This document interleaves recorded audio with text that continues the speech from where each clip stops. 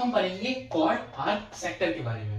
क्या होता है, आइए इससे शुरू करते हैं। Chord, a line segment which touches the circle on both the sides. यानी कि अगर हम एक सर्कल में एक ऐसी लाइन बनाएं जो दोनों तरफ से सर्कल की सर्कमफेरेंस को टच करे, तो वो लाइन उस सर्कल की कॉर्ड कहलाती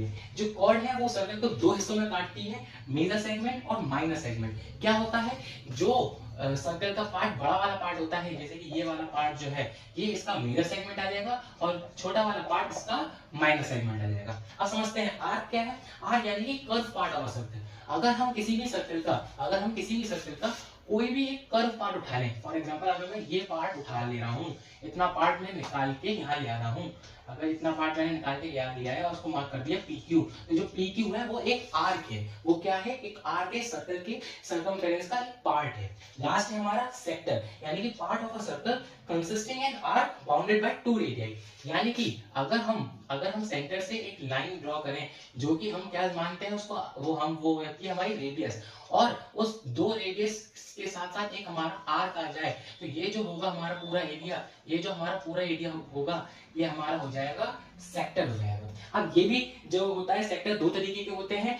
मेजर सेक्टर और माइनर सेक्टर।